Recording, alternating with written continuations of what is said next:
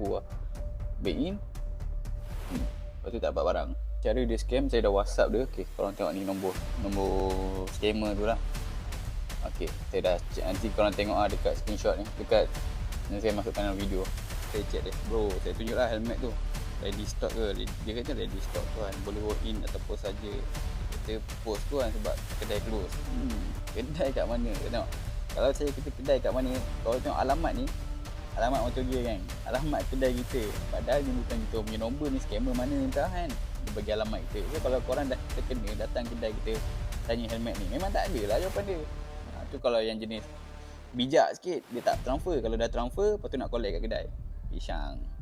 Okay, saya minta nombor akaun semua. Ni semua wayang ni, minta semua wayang, template. Lepas tu saya kata saya rumah dekat, saya nak collect kan. Nampak tu, nak proceed sila payment, lepas tu baru pick up. Oh, dia dah delete lah. Dia dah delete Maybank tu. Tak apa, saya ada tangkap layar dia. Aduh, dia ni. Kalau tengok kat Facebook dia, okay, tengok Facebook dia. Facebook murah MYA nampak. Bismillahirrahmanirrahim. Ready stock helmet murah, barang terhad. Saya rasa dia endon lah. Nampak ni, terhad. Kan kalau endon kan A kita dia nak cuma nak jadikan E kan. Terhad. Harga memang kau-kau lah, 300, 200. So cara korang nak elakkan diri korang kena scam, kalau korang tengok dekat online tu banyak helmet, banyak harga yang tak masuk akal tu, korang buat kerja sikit lah. Pergi Google ke ataupun buat research sikit. Tengok kedai ni legit tak legit, ada ke physical store. Kalau tak ada, korang sekarang dah banyak lah, ada Truecaller, banyak lah sekarang, semua di ujung jari je. Sebelum beli tu korang kena buat survey dulu lah, buat research, jangan back in sebarang je.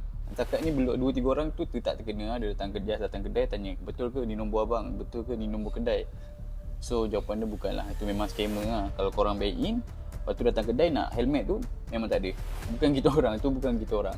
Tapi kan kalau korang tanya saya, sebelum korang nak beli helmet ke, jaket ke, glove ke kan, benda-benda yang bersaiz ni, korang kena datang kedai lah. Sebaik-baiknya korang datang kedai. Bukan tak elok beli secara online ni, dia sebab benda ni bersaiz. Bila bersaiz ni, korang kena try. Dia macam saya, ada baju saya pakai L, ada baju saya pakai M, ada helmet saya pakai L, ada helmet saya pakai M. Dia lain-lain.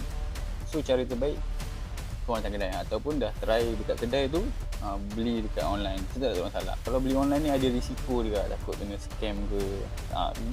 Ni salah satu lah contoh, kalau kena scam habis 300 burn macam tu je. So guys, selamat berpuasa, selamat menyambut bulan Ramadan.